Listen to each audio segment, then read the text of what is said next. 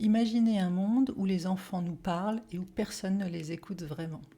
Françoise Dolto nous a ouvert cette porte de compréhension. Elle a montré que chaque enfant, c'est un sujet à part entière, avec une vie intérieure riche, des émotions, des désirs, et que ce qu'en tant qu'adulte on lui dit ou on ne lui dit pas, ça a un impact énorme et ça peut le marquer toute sa vie.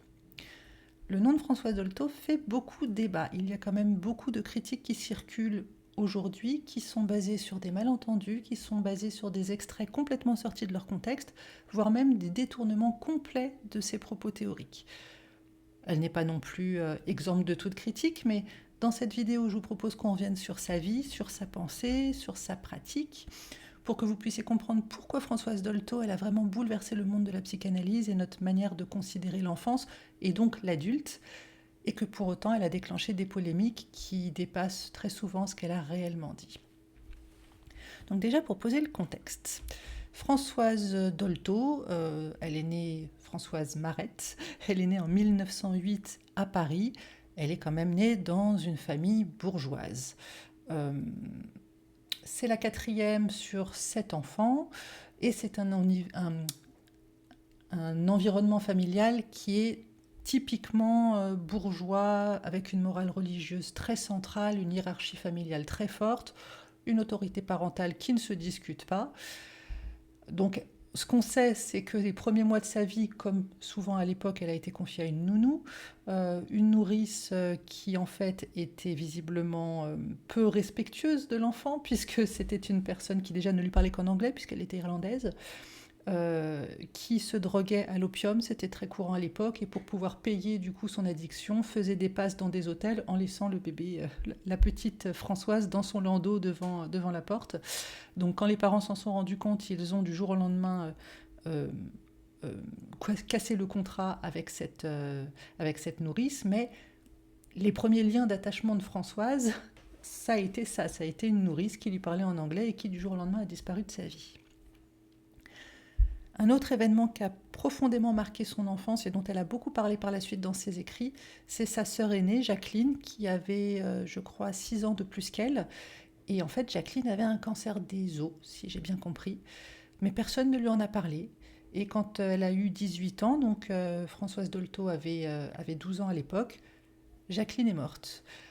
Elle a été malade, ça a été long, mais il y a eu un silence complet autour de la maladie et autour du deuil. Et ça a été terrible pour Françoise parce que personne ne lui expliquait. Elle avait bien compris qu'il se passait quelque chose de grave, mais on ne lui a pas permis ni d'avoir des clés de compréhension concrètes, ni de faire son deuil derrière. C'est-à-dire qu'une fois comment on peut dire, les règles du deuil suivies, s'habiller en noir, la cérémonie, le comportement dans les semaines, les mois qui suivent, en réalité, il n'y a pas eu vraiment de symbolisation de tout ça. Et ça, elle va le reconnaître plus tard. Elle dit que c'est une expérience qui lui a fait comprendre très jeune l'importance de la parole, et ça, c'est un thème qui est central dans sa pensée. D'ailleurs, dans certaines biographies, on voit qu'elle aimait bien parler du fait que c'est ce silence qu'elle a vécu pendant des années qui lui ont fait prendre conscience que écouter et parler, c'est fondamental pour l'enfant en particulier. C'est pas simplement une prise de conscience adulte pour le monde des adultes. Donc, comme c'était une fille, ses parents, sa mère surtout, qui était extrêmement froide, extrêmement dure, et qui l'a beaucoup blâmée pour la mort de sa sœur, puisque visiblement sa sœur Jacqueline était son enfant préféré. Donc, à la mort de Jacqueline, elle a fait une grosse dépression, et ça a été très dur pour les autres enfants de la famille, notamment pour Françoise. Sa mère lui disait qu'elle n'avait pas suffisamment prié pour la guérison de sa grande sœur. Donc Françoise a été l'enfant à la fois rejeté et en même temps qui devait s'adapter par un très bon comportement pour rendre sa mère fière et pour montrer qu'elle pouvait être aussi aimée. Bon, c'est mon interprétation, mais visiblement les biographies sont quand même assez unanimes sur le sujet. Toujours est-il qu'une femme, ça se marie, c'est son seul statut, donc ses parents tenaient à tout prix à ce qu'elle se marie assez vite. Elle a refusé, elle a voulu faire des études d'infirmière. On l'a laissé faire en disant que passer son baccalauréat et devenir infirmière, c'était encore supportable, ça n'allait pas l'empêcher de se marier derrière. Et puis en fait, dans la foulée, elle a continué. Son plus jeune frère Philippe a fait des études de médecine, et d'ailleurs devenu lui aussi psychanalyste. Elle est rentrée en médecine avec lui. Une fois en médecine, elle s'est spécialisée en pédiatrie et puis elle s'est spécialisée après en psychiatrie infantile. Dans le même temps, dès qu'elle est arrivée en études de médecine, elle a effectué une cure psychanalytique de type freudienne, et ça va vraiment façonner sa compréhension de l'inconscient et tout ce qui est subjectivité de l'enfant. Une autre rencontre fondamentale dans sa vie, c'est Jacques Lacan. Il va vraiment jouer un rôle important dans sa carrière. Tous les deux, ils vont devenir amis. Ils vont participer à la création de l'école freudienne de la psychanalyse. C'est Lacan qui l'a créée, mais Dolto a vraiment joué un rôle très important dans la création de cette école.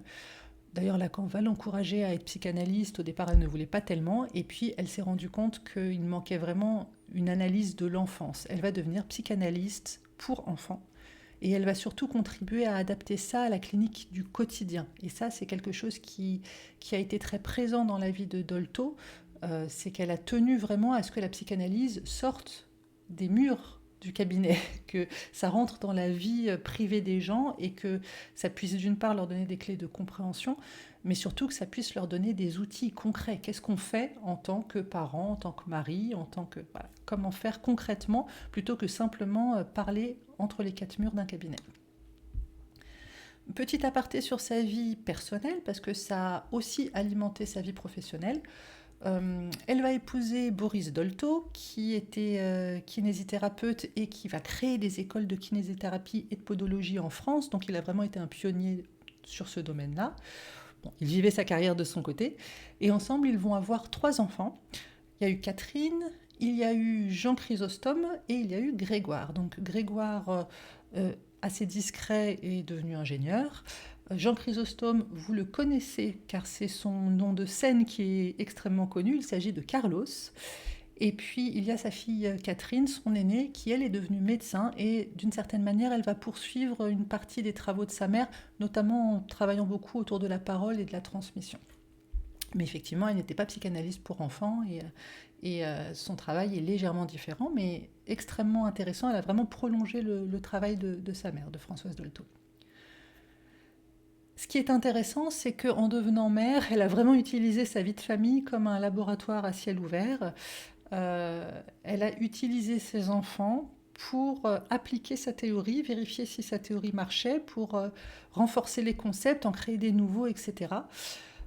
Bon, ça peut être sujet à critique, n'empêche qu'elle observe, elle écoute, elle applique sa théorie et cela la conforte dans l'idée que l'enfance est un sujet parlant, capable de symbolisation.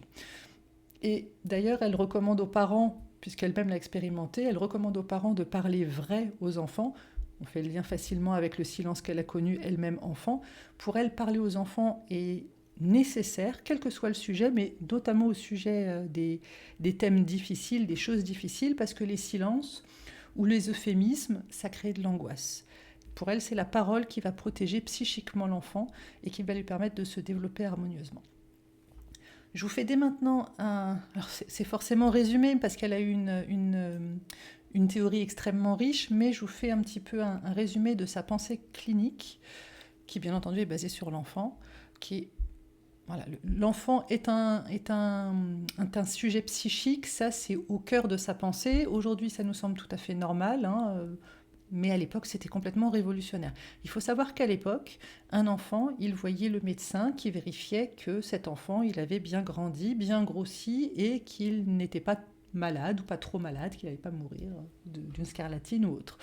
Mais en réalité, on considère que l'enfant, le bébé, il va oublier ce qui lui arrive. On considère aussi que c'est pas la peine de lui parler puisqu'il comprend rien. Et donc on considère qu'en gros, un enfant, c'est une espèce de réservoir. Il faut bien s'en occuper pour que, enfin, il arrive à un âge où là, il va commencer à parler et on va pouvoir commencer à lui inculquer des choses pour le faire grandir bien droit. Donc quand Dolto arrive et qu'elle explique que non, un enfant, c'est un sujet psychique à part entière dès son plus jeune âge, qu'il participe à sa vie mentale dès son plus jeune âge, qu'il interprète ce qui lui arrive, qu'il essaye de mettre du sens, qu'il a une intuition, ce qu'elle va appeler de la télépathie mère-enfant, mais en réalité elle nous parle d'intuition inconsciente. Tout ça, c'est elle qui va en parler. Bon, je vous expliquerai un peu plus tard le fait qu'elle était quand même dans une mouvance, notamment la mouvance anglaise, qui a quand même déplacer le champ de la psychanalyse des adultes vers les enfants. Elle n'a pas tout fait toute seule, mais c'est vrai qu'à l'époque, elle, en France, c'était la seule à arriver avec ces idées-là, avec ces préconçus-là, et avec forcément beaucoup de remous qu'elle a créés, aussi bien dans le monde des médecins que dans le monde de la psychanalyse. Donc, d'une part, l'enfant comme sujet psychique, c'est la base. Elle nous explique qu'on ne peut pas mentir à l'inconscient, que l'inconscient connaît toujours la vérité. Or, un enfant, même tout petit, il a déjà un inconscient. Elle nous explique que le langage est hyper important. Et ça, c'est super novateur aussi, puisque comme je vous le disais, à l'époque, on considérait que les enfants, ils ne comprenaient pas, puisqu'ils n'étaient pas capables de réagir quand on leur parlait. C'est donc, en fait, ils ne comprenaient rien. Pour Dolto, un symptôme, ça exprime toujours quelque chose. Et que donc, un enfant, il va nous parler d'une manière ou d'une autre. S'il somatise, s'il ne veut plus manger, s'il est agressif, s'il est régressif, il fait ce qu'on appelle un caprice, je mets bien des guillemets, puisqu'on sait bien qu'aujourd'hui, les caprices n'existent en réalité pas. Un enfant, il va exprimer, il va parler, autrement que par des mots, mais il va parler. Or, ce que nous dit Dolto, c'est qu'un symptôme, c'est une parole qui n'a pas été écoutée. Effectivement, si un enfant ne va pas bien, il pleurniche et qu'on considère qu'il fait un caprice, et puis on se rend compte un peu plus tard qu'en fait il a une énorme otite, il y a eu somatisation, mais au départ, c'est simplement qu'on n'a pas été capable en tant qu'adulte d'écouter le langage de l'enfant. Ça, c'est une idée qui est complètement, profondément moderne. C'est-à-dire que personne n'avait jamais envisagé qu'un bébé qui gigote et qui grogne, c'était une capacité à communiquer. On considérait que c'était simplement des symptômes physiologiques, si je peux dire ça comme ça. La troisième chose dont elle a beaucoup parlé, c'est l'affect, l'affection. Et que pour elle, ça, c'est la base de l'intelligence. C'est-à-dire que pour elle, un enfant, il ne va pas apprendre seulement avec son cerveau, il va apprendre dans toutes ses relations aux autres, et notamment ses relations affectives. Parler, attendre, être capable de répondre, être capable de reconnaître, tout ça, ça va participer à sa structuration psychique, mais qu'effectivement, pour que ça puisse se développer, il faut qu'il y ait de l'affection. En d'autres termes, il faut qu'un enfant soit aimé et qu'on lui dise les choses en lui citant les mots, en lui disant ça c'est ça c'est un biberon, là je vois que tu as faim. C'est ce genre de choses qui va permettre de structurer son intelligence, mais encore faut-il qu'il y ait vraiment une base d'amour pour tout cela. Sans cela, il n'y a pas de véritable structuration du psychisme. Et elle va même plus loin. Pour elle, il y a des troubles qui apparaissent quand ces liens affectifs n'ont pas été suffisamment élaborés, pas assez accompagnés ou quand ils ont été carrément bloqués. Bien entendu, je vous résume, parce que sinon on pourrait en parler pendant des heures et je pense que cette vidéo va déjà être un petit peu longue. Mais si vous voulez, je vous en parlerai plus dans d'autres vidéos spécialement centrées sur sa pensée parce que c'est vraiment passionnant. Elle va nous parler aussi d'autre chose qui a fait beaucoup parler dans la presse à l'époque et qui peut-être fait encore parler aujourd'hui. Elle nous parle de castration symboligène. Je vous vois venir, qu'est-ce que ça veut dire tout ça? C'est un concept clé et qui en fait est très simple. Grandir, ça veut dire qu'on va perdre certaines choses. On perd certaines de nos sécurités infantiles et donc ça nous oblige à nous adapter à cette nouvelle situation, à trouver de nouvelles manières d'entrer en relation avec le monde. Donc, à chaque fois qu'on perd quelque chose, ça crée des symboles, d'où le terme symboligène. Je vous donne un exemple concret, le sevrage pour un bébé. Au départ, le bébé, il est nourri par sa mère, idéalement, que ce soit le sein ou, on peut dire aujourd'hui avec le biberon, c'est très exactement la même chose. Pour un tout petit bébé, la mère, la nourriture et son bien-être, tout ça c'est indissociable, ça fait partie du même monde. Quand il a faim, il pleure et de la nourriture lui est donnée, il se sent mieux. Bon. Petit à petit, bien entendu, les choses vont évoluer, il va commencer à avoir un petit peu plus de possibilités d'observer l'extérieur et de comprendre qu'il n'est pas le centre de l'univers. La fin de la tétée, le sevrage, là, c'est quelque chose qui est une étape parfois douloureuse pour lui, mais il va y gagner autre chose. C'est-à-dire qu'il va réussir par ce détachement de la tétée, il va gagner du regard, il va gagner la voix, il va gagner le langage, il va gagner le désir, puisque jusqu'à présent il ne désirait pas, il avait besoin. Il va aussi gagner l'attente. Et tout ça, ce sont des séparations qui sont tout à fait normales dans le développement d'un enfant. Et c'est seulement parce qu'il y a ces séparations que l'enfant peut grandir et d'un seul coup se mettre à désirer, à imaginer, à penser, à devenir un peu plus autonome en réalité. Et tout ça, il faut que ce soit accompagné par la parole de l'adulte. Une autre chose dont elle nous parle, ça c'est plus d'un point de vue pratico-pratique, mais elle l'a vraiment appliqué dans sa pratique, en tant que psychanalyste pour enfants, psychanalyste pour enfants. Elle a beaucoup travaillé avec les enfants via le dessin. Et en fait, elle s'est très vite rendu compte que les enfants, ils savent déjà symboliser leur corps inconscient. Ils savent déjà symboliser ce qu'ils ressentent par le dessin. Et ils savent aussi symboliser leur représentation physique. Et ça, la prise de conscience corporelle et psychique, c'est essentiel à la structuration d'un individu, d'un enfant, d'un sujet, comme on dit en psychanalyse. Quelque chose aussi dont je voulais vous parler, on va faire rapidement, mais c'est elle qui a parlé de ça. Un enfant, c'est pas un bébé qui d'un seul coup devient un mini-adulte. Elle nous parle du complexe du homard. Et ça, c'est une métaphore que je trouve assez chouette. Vous voyez bien que le homard, c'est un animal qui, au bout d'un moment, comme il grandit, il devient à l'étroit dans sa carapace, et donc il sort littéralement de sa carapace, et dessous, il a une nouvelle carapace qui va se solidifier. Mais il y a cette période de transition entre les deux où le homard, il est vulnérable, et donc dans ces cas-là, eh bien, effectivement, il doit faire très attention à sa survie, puisqu'il n'a plus rien de solide pour le protéger que ce soit une attaque d'un poisson ou que ce soit simplement de se blesser lui-même. L'adolescence, pour elle, c'est le même scénario, c'est-à-dire qu'on a cet enfant qui est un peu engoncé dans son costume d'enfant, il va quitter sa carapace pour en construire une nouvelle et devenir adulte, mais dans cette période qui ne dure pas quelques minutes ni quelques jours, entre les deux, il est vulnérable. Et comme il est vulnérable, eh bien, il peut parfois être très agressif, il peut parfois être très replié sur lui-même. Donc c'est une métaphore rigolote. Elle va quand même beaucoup plus loin, bien entendu, dans sa théorie, quand elle nous explique que ce qui va ressortir au moment de l'adolescence, ce sont les graines qui auront été semées dans la relation parent-enfant. Dans le sens où, effectivement, si le lien d'amour, d'affection a été fort et solide, s'il y a eu une juste verbalisation, si l'enfant, en gros, s'est senti aimé et considéré, alors l'adolescence va plutôt bien se passer, même si c'est inconfortable puisqu'il y a de la vulnérabilité. Si un enfant ne s'est pas senti pleinement exister, eh bien, il peut y avoir notamment, elle parle de tout ce qui est dépression adolescente, qui est extrêmement violente, puisque l'enfant adolescent est lancé dans un état de vulnérabilité absolue dans le monde des adultes, alors qu'on ne lui a pas donné le sens, on ne lui a pas permis de symboliser tout ça.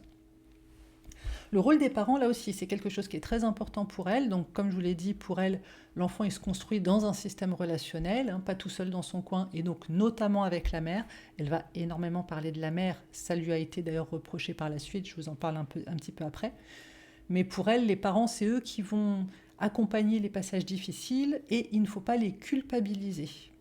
Au contraire, elle va beaucoup travailler à essayer d'accompagner les parents et à simplement leur faire reconnaître ce qu'ils ont mal fait éventuellement, mais ne pas les faire culpabiliser. Ça a vraiment été quelque chose qu'elle a beaucoup répété, et là aussi, on en reparlera plus tard, mais ça lui a été reproché à tort, comme si elle considérait qu'un adulte qui n'est pas bien, c'est forcément le problème de la mère, une version assez freudienne, mais qui est très très éloignée de ce qu'elle a dit et répété tout au long de sa carrière. Donc forcément, ce qui lui a été assez largement reproché, c'est que comme elle a beaucoup médiatisé tout ça, on lui a dit que c'était trop simplificateur, on lui a reproché de faire sortir la psychanalyse du cabinet et donc de donner des éléments psychanalytiques à des néophytes qui ne vont rien comprendre. Bref, elle a quand même été beaucoup critiquée pour ça. On lui a reproché de trop se focaliser sur la mère.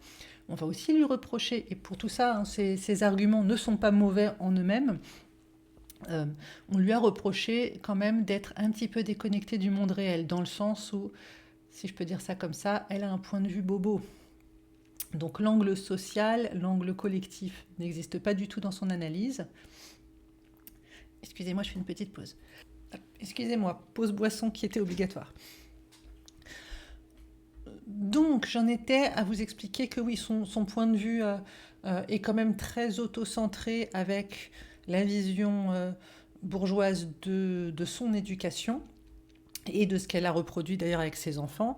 Forcément, si on est dans une... Enfin, si on vit dans un quartier populaire avec besoin de travailler, peu de temps, peu d'argent et donc peu de possibilités, pas moins d'amour, mais moins de temps et d'énergie pour s'occuper de notre enfant, l'observer, verbaliser, blablabla.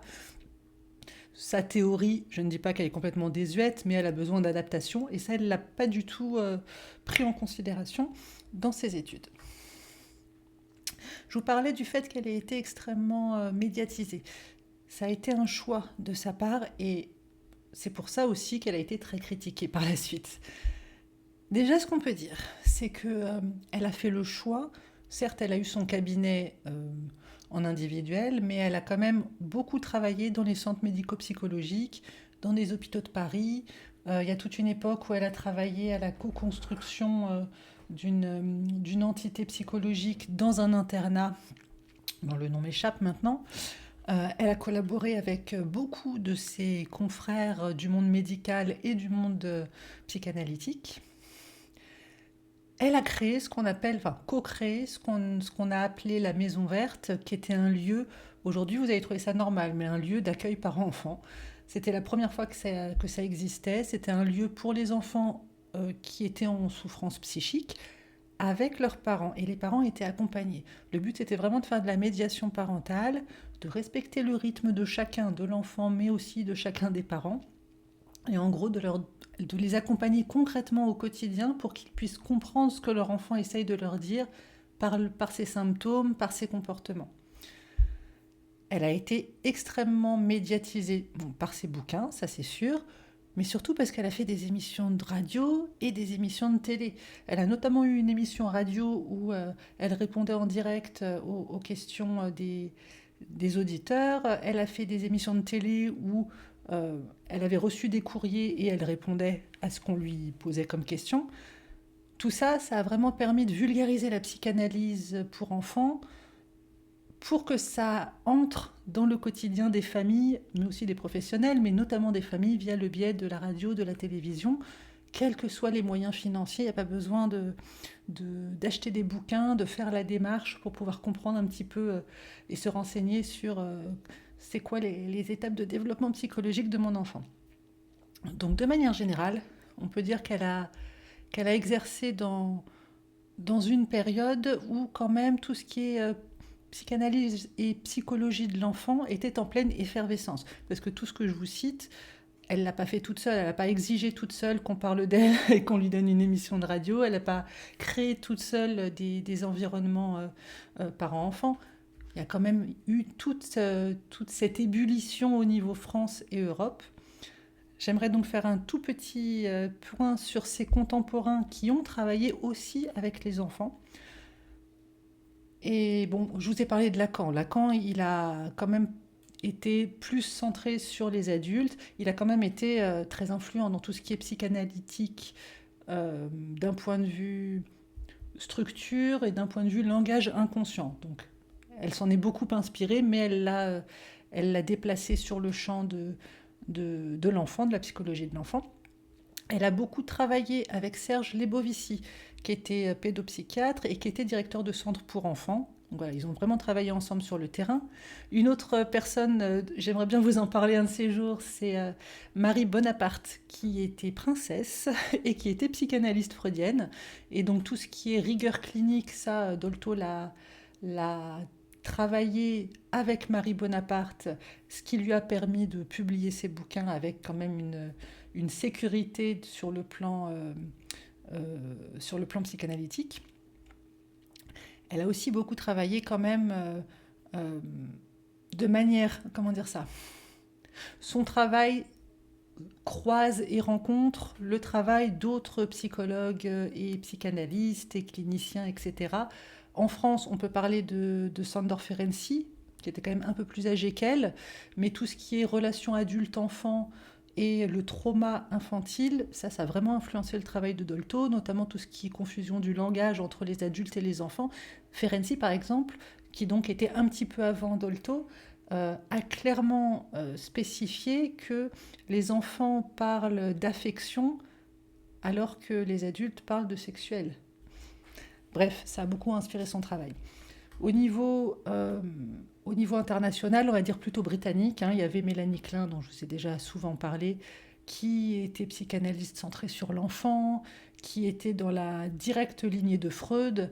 Voilà. Je vous en parlerai plus une prochaine fois parce que c'est vraiment un des piliers de la psychanalyse, elle aussi. Donald Winnicott, qui est un des piliers de ma pratique thérapeutique, qui était pédiatre, psychanalyste, et qui a vraiment insisté dans son travail sur tout ce qui est relation, attachement et utilisation de médias comme le dessin ou le jeu dans le développement du jeune enfant. Et bien entendu, pour tout ce qui est monde plutôt médical et psychologique, chercheur en développement, il y a le travail de John Bowlby, dont là aussi je vous ai déjà souvent parlé, de Jean Piaget et aussi de Fonagy, qui lui est arrivé un petit peu plus tard et a donc prolongé le travail de Dolto. Tout ça, ce sont des personnes qui ont vraiment fait partie d'une espèce de réseau franco-européen de la psychanalyse et de la psychologie. Toutes ces personnes-là ont validé d'une certaine manière les intuitions de Dolto, les ont engendrées, validées et ou fait perdurer. Bien sûr, comme toujours, il y a quand même beaucoup de professionnels qui se sont mis vent debout, parce que c'est pas comme ça qu'on fait, parce que on n'a jamais fait comme ça, parce que non, c'est pas vrai ce que vous dites. D'ailleurs, Freud a toujours dit que, ce qui d'ailleurs était dans l'immense majorité des cas faux, parce que, encore une fois, quand on sort une phrase ou un paragraphe de son contexte global, ça ne veut absolument rien dire. Donc voilà, j'ai fini cette petite aparté contexte du monde psy de l'époque, notamment autour du développement de l'enfant. Dolto n'était pas toute seule, mais elle a quand même été extrêmement pionnière et beaucoup l'ont suivie parce qu'elle a été beaucoup plus loin que les quelques prédécesseurs ou contemporains. Donc, on se souvient de Dolto comme étant la personne qui a permis de mieux respecter l'enfant comme un sujet à part entière, comme un sujet psychique à part entière. On se souvient aussi d'elle pour les controverses. Donc, comme je vous disais, elle a été beaucoup médiatisée, elle a beaucoup parlé sur les plateaux télé, etc. Forcément, ces interventions sorties de leur contexte très psychanalytique, ça peut paraître choquant. On lui a reproché complètement à tort de prôner l'inceste et la pédophilie ou de dire du mal des femmes battues, alors qu'en fait, pas du tout. Si on reprend vraiment les phrases dans leur contexte, quand elle parle du désir psychique de l'enfant, elle ne dit pas c'est bien de coucher avec un enfant. Au contraire, elle a énormément insisté, répété sur tous les tons qu'il faut protéger, enfin que c'est à l'adulte de protéger l'enfant par son comportement et par sa parole. Il doit protéger l'enfant parce que l'enfant, il ne connaît pas le monde, il ne se connaît pas lui-même. Elle a insisté également sur le fait que avoir des relations sexuelles avec un enfant, un jeune, c'est un trauma, même quand l'enfant ne se débat pas ou même quand il dit être d'accord. Et que dans tous les cas, c'est à l'adulte d'être responsable. De même, il y a eu quand même des citations sur les femmes battues où elle disait qu'il y a un désir inconscient qui pousse une personne maltraitée à rester sous la coupe de son bourreau. Ça a été complètement tourné et retourné comme si elle disait que les femmes étaient battues, c'était leur faute. Donc bon, je ne vais pas non plus ressortir tous les arguments, ça a été largement démonté depuis. Je dis un petit mot aussi au sujet de l'autisme, parce que je connais beaucoup de personnes concernées par l'autisme. Et en fait, toutes les personnes autistes que je connaisse sont vent debout contre la psychanalyse, sans doute à tort. En tout cas, comment elle s'appelle Françoise Dolto, comme tous les post-freudiens, elle a pensé et elle a considéré que l'autisme, c'était un arrêt du développement psychique, que c'était dû du coup à la manière d'éduquer l'enfant par ses parents, et donc on lui a reproché qu'on culpabilisait les parents et notamment la mère par cette vision de l'autisme. Alors, profondément freudien que de dire hétérosexuel ou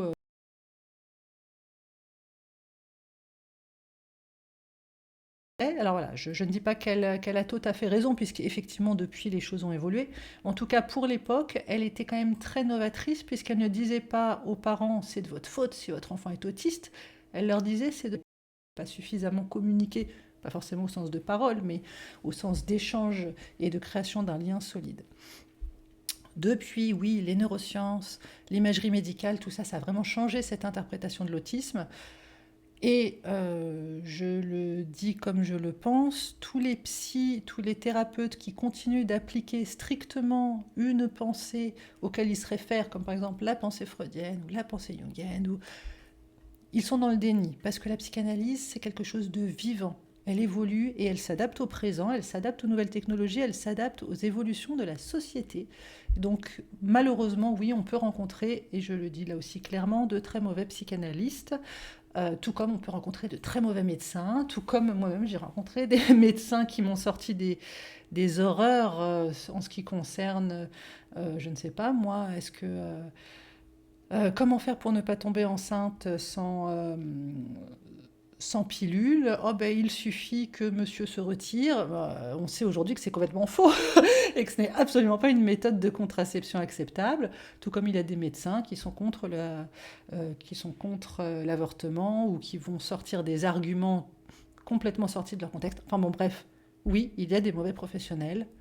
Pour autant, ce n'est pas la faute de Dolto s'il y a aujourd'hui des mauvais professionnels qui n'ont pas été capables de mettre à jour la pensée doltoïenne.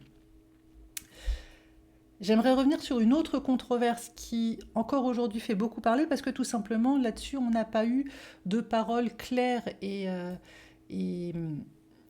posées de la part de Dolto, qui s'est défendu une fois, puis n'a pas voulu insister sur le sujet. Sa fille a beaucoup parlé de ça, mais de même, c'est pas vraiment une preuve officielle. Bref, ce qui s'est passé, c'est qu'en 1977, il y a eu une lettre ouverte qui est parue dans la presse au sujet de la révision du code pénal, et notamment tout ce qui est protection des mineurs. Dolto l'a signée et ça a fait grand bruit. Je vous fais d'abord une petite mise en contexte. Ça va être mis en lien, d'ailleurs je vous avais parlé de Dolto dans ce contexte-là quand je vous ai fait une série de vidéos sur l'évolution du regard de la psychanalyse sur l'homosexualité. Là, c'est clairement une des étapes qui a été longue, de mise à égalité des personnes homosexuelles et des personnes hétérosexuelles en France. Donc le contexte déjà pour comprendre un petit peu de quoi il s'agissait plutôt que de sauter simplement sur le résultat final. En France, donc là on est en 1977, depuis la loi de 1945, tout ce qui est âge du consentement sexuel pour des relations hétéros, c'était 15 ans. En gros, toute relation entre deux personnes de 16 ans ou une personne de 16 ans et une autre de 48, il n'y avait aucun problème. Par contre, si une des deux personnes avait moins de 15 ans et que l'autre personne était majeure, alors la personne adulte majeure pouvait, j'aimais bien pouvait avec beaucoup de guillemets, être poursuivie. C'était même pas une infraction terrible, hein, on parlait d'atteinte sexuelle ou d'attentat à la pudeur. Bon. En tout cas, quelqu'un de 80 ans qui couchait avec une jeune fille de 14 ans, voilà, c'était une atteinte à la pudeur. Pour les homosexuels, c'était encore pire, parce qu'en fait, jusqu'en 82, c'est resté très discriminant, très discriminatoire jusqu'en 82. Je crois que la loi a changé en 74, c'est-à-dire que de 45 à 74, c'était pas pareil cette loi sur le consentement sexuel pour les hétéros et pour les homos. Les actes homosexuels, ils étaient interdits avant 21 ans, alors que la majorité, elle était à 18 ans déjà. Même pour les hétérosexuels, on considérait que la majorité qui était à 21 ans avant avait été descendue à 18 ans. La loi, du coup, pour les hétéros avait changé en conséquence, mais pour les homos, non. Jusqu'à 21 ans, toute relation sexuelle avec un homosexuel était interdite. Il y avait donc une vraie discrimination d'un point de vue purement juridique. C'est-à-dire que 2 ados de 16-17 ans, ils avaient le droit d'avoir des rapports hétérosexuels, mais ils n'avaient pas le droit d'avoir des rapports homosexuels. Bon. Les années 70, ça a quand même été en France une grande période de libération des mœurs. Il y a eu mai 68, on remet en cause tout ce qui est normes traditionnelles, et notamment normes de sexualité. Il y a le mouvement dit féministe, le mouvement gay, les mouvements intellectuels aussi, qui vont de plus en plus se mettre à critiquer toutes les lois qui sont jugées très archaïques, notamment au sujet de l'avortement, au sujet de la contraception et les discriminations homosexuelles. Donc les lois pénales, comme elles font encore des distinctions très arbitraires en ce qui concerne le consentement en fonction de l'orientation sexuelle, tout ça c'est très dénoncé par les mouvements de défense des droits LGBT. Et du coup, au milieu des années 70, là, quand on en arrive à l'année 77, le Parlement propose une révision du Code pénal. Et dans cette révision du Code pénal, il y a une réflexion qui est lancée sur le fait d'abaisser ou d'harmoniser l'âge du consentement à tout le monde, le fait de revoir en fait les infractions pénales liées aux relations entre des majeurs et des mineurs. En gros, là, jusqu'à présent, on leur faisait une tape sur les doigts, si je veux dire ça comme ça. Est-ce qu'on ne devrait pas rendre les choses un peu plus... comment dire, que ce soit logique. Ça ne sert à rien de créer une infraction pour qu'en fait ça ne donne lieu à aucune répercussion concrète. Donc simplement pour harmoniser. Et puis il s'agissait surtout d'enlever tout ce qui était discrimination envers les homosexuels. Donc c'est dans ce contexte-là qu'en 1977, il y a une lettre ouverte qui est envoyée, qui est publiée dans Le Monde par plein d'intellectuels, des philosophes, des écrivains, des scientifiques, des médecins, plein de figures du débat public notamment. Et dans cette lettre ouverte, il est demandé que certains articles du Code pénal soient révisés, soient supprimés, que les sanctions pénales soient repensées. Ça reste quand même très vague, il y a plein de choses différentes qui sont mises dans cette lettre. Ce qu'il faut garder vraiment à l'esprit, parce que le but, c'était que certaines infractions pénales soient plus considérées automatiquement comme crimes, parce qu'en fait, tout était mis dans le même panier. Le but, c'était qu'il y ait de la nuance, parce qu'effectivement, de dire deux ados de 15 ans qui font l'amour ensemble, c'est passible de sanctions pénales, mais un adulte qui a une relation sexuelle avec un ado de 15 ans, il aura très exactement la même sanction pénale, ce n'est pas logique. Donc ça, c'était ce qui était demandé notamment dans ce courrier, c'était que les choses soient plus logiques et harmonisées, que le critère du consentement réel, notamment chez les jeunes adolescents, soit vraiment pris en considération, plutôt que de parler de relations sexuelles tout court, sans prendre en considération en fait le consentement. Mais pas le consentement entre une gamine de 12 ans et un vieux de 80 ans. Il ne s'agissait pas de ça. En substance, le texte disait que, si je cite un petit peu la phrase, « La liberté complète des partenaires dans une relation sexuelle est la condition nécessaire et suffisante pour qu'une relation soit licite. » Cette formulation, elle a été beaucoup discutée. Autrement dit, si on veut résumer, la phrase n'était peut-être pas la mieux tournée possible, ou en tout cas le contexte de la phrase n'était pas suffisamment peut-être défini. En tout cas, les signataires, ils voulaient vraiment faire réfléchir les parlementaires à la loi pour que la loi le reconnaisse et sanctionne correctement les rapports sexuels en fonction de l'âge de l'enfant ou de l'adolescent, mais aussi en fonction du consentement de l'enfant ou de l'adolescent. À l'époque, ce débat, il était très vif, il faisait écho à la révolution sexuelle des années 60-70, où là on disait oui, tout le monde couche avec tout le monde, quel que soit l'âge. Je caricature à peine. La loi française sur la majorité sexuelle a été très inconsistante, a été très discriminatoire.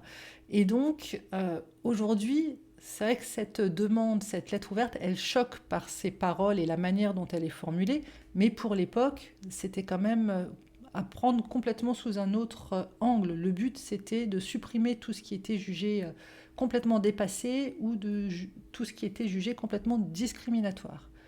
Forcément, aujourd'hui, notre langage juridique sur le consentement, il a complètement évolué. Hein. C'était pas du tout le même dans les années 70.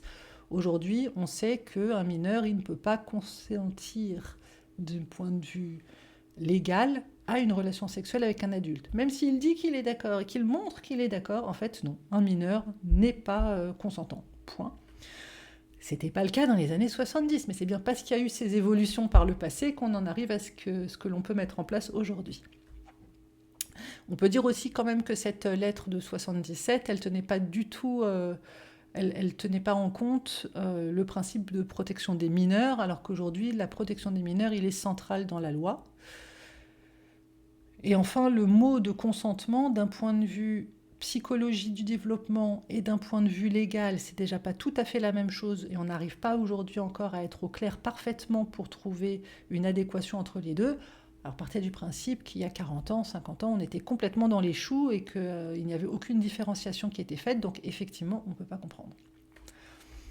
Donc ce qu'on peut dire en tout cas sur cette histoire, parce que ça a été extrêmement reproché à Dolto d'avoir signé cette lettre ouverte, et surtout ça lui a été reproché a posteriori. Donc ce qu'on peut dire, ce qui est certain, ce qui a été prouvé par les historiens, par toutes les sources spécialisées, non, Dolto n'a jamais appelé à dépénaliser les actes d'abus, elle n'a jamais appelé à dépénaliser les actes pédophiles.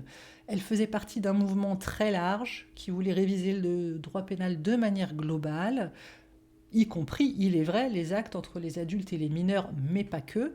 Et puis, ce que tout le monde s'accorde à dire aujourd'hui, c'est que les signataires étaient extrêmement différents les uns des autres et leur motivation était extrêmement différente. C'est-à-dire qu'effectivement, certains ont signé cette lettre, et c'est d'ailleurs le cas de Dolto. En partie, elle a dit qu'elle l'avait signée parce qu'il était inacceptable qu'il y ait des discriminations entre les hétérosexuels et les homosexuels. Voilà. Mais les personnes qui ont signé pour le débat homosexuel n'avaient pas du tout peut-être le même point de vue sur la pédophilie, on n'en sait rien. Toujours est-il que c'était une lettre générale et que sortie du contexte de l'époque et sans explication concrète des motivations de chacun des signataires, on ne peut faire que des débats. Malheureusement, c'est un débat qui fait tâche encore aujourd'hui sur le CV de Dolto et je trouve ça très dommage. Ce qu'on peut dire en tout cas, c'est que les préoccupations théoriques de Dolto, elles étaient sur la parole, sur le sujet psychique, sur le consentement psychologique. Et tout ça, ça a été interprété de manière très différente et qu'il y a eu beaucoup de malentendus autour de sa position, surtout avec notre regard d'aujourd'hui. C'est-à-dire qu'à l'époque, ça n'a pas fait trop de vagues, mais avec le temps, quand on ressort du placard les théories doltoïennes, et encore plus quand on ne sort qu'une petite partie de sa pensée, ça fait beaucoup de polémiques pour finalement pas grand-chose, parce que comme pour absolument tout psychanalyste, tout auteur, si on ne prend pas en compte la globalité, on ne peut pas critiquer juste une toute petite partie.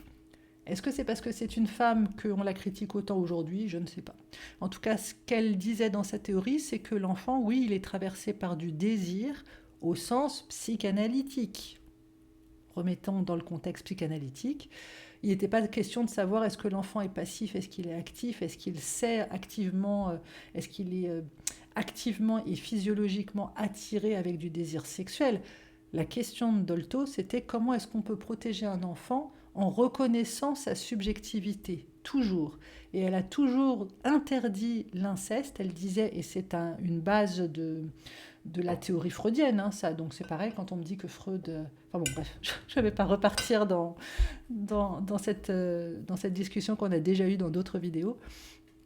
En tout cas, Dolto, elle défendait vraiment l'interdit de l'inceste comme étant fondamental et elle prônait également la différence générationnelle comme étant totalement interdite. Elle n'appelait pas du tout à légaliser la pédophilie, elle parlait de reconsidérer la manière dont la loi parlait des normes adultes-enfants en matière de sexualité.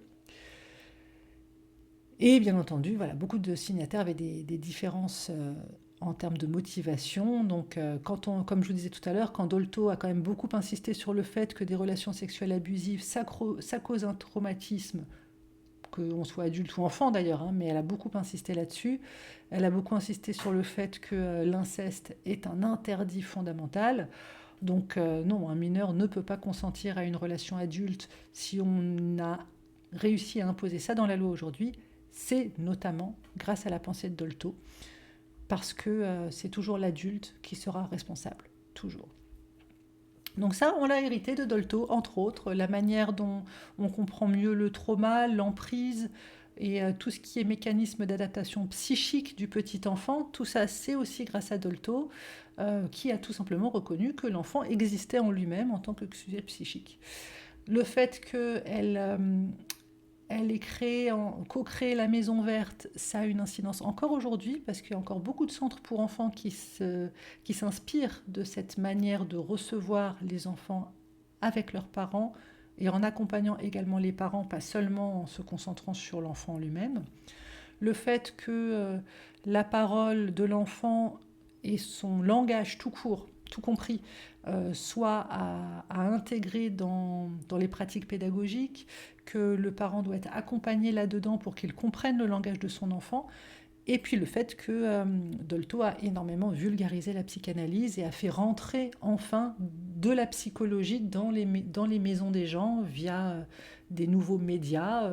Aujourd'hui, je vois certains psychanalystes qui s'insurgent qu'on puisse utiliser le visio. Oui, à l'époque, Dolto a utilisé la radio et avant ça, Freud a utilisé l'écriture pour faire des suivis analytiques à distance. Lacan, après ça, a utilisé le téléphone pour faire des suivis à distance.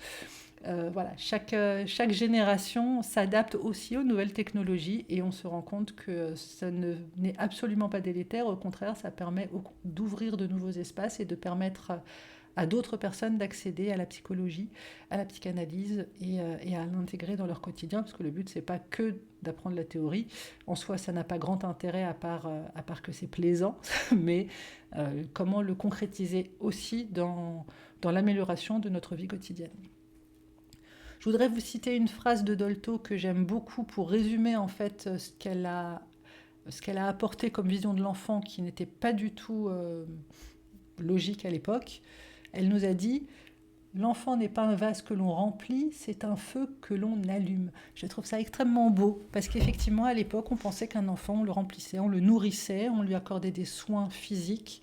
Et une fois qu'il commencerait à parler, à montrer un petit peu d'intelligence, on pourrait le remplir et comme faire un gâteau finalement. On fait un gâteau, on met tous les bons ingrédients et pouf, ça fait un bon adulte. Elle donne l'image de ce feu qu'on allume. Je trouve ça très, très joli, qu'un feu, le but c'est qu'il ne devienne pas dévastateur, il ne crame pas tout sur son passage. Il ne faut pas non plus qu'il s'éteigne, et notre rôle en tant qu'adulte, c'est de nourrir ce feu correctement, de le guider pour qu'il puisse s'épanouir, pour qu'il puisse briller et pour qu'il puisse être perpétuellement en mouvement. Donc Françoise Dolto, c'est une figure majeure de la psychanalyse française. C'est vraiment important de la considérer comme telle. Elle est à la fois très respectée et très discutée, c'est vrai. Sa vie, sa théorie, tous ses projets, toutes ses prises de parole, ça a profondément marqué notre manière de penser l'enfant, de penser la famille. Et on ne s'en rend pas compte aujourd'hui, mais sans elle, on ne serait pas du tout dans notre manière de vivre telle que l'on l'a aujourd'hui. Donc comprendre Dolto, c'est pas simplement dire je suis pour ou je suis contre, hein. C'est vraiment très important de la situer dans sa pensée, de mesurer ses intuitions, d'observer comment la psychologie et la psychanalyse avancent, hein. Effectivement, ça avance dans un sens, dans l'autre. Parfois, on corrige ce qui a été fait par la génération précédente. Mais le fait est qu'il faut vraiment garder en tête que Dolto, elle a laissé un héritage concret, un héritage vivant, avec des espaces thérapeutiques très innovants qui n'existaient pas pour l'époque, avec une pédagogie qui est appliquée à la famille et avec une approche de l'enfant comme étant capable de parole et de symbolisation. Et tout ça, ça continue d'inspirer les professionnels et les parents encore aujourd'hui. Donc, merci Madame Dolto. J'espère que ça vous a intéressé. Si vous avez des questions, n'hésitez pas à les partager. Bye bye.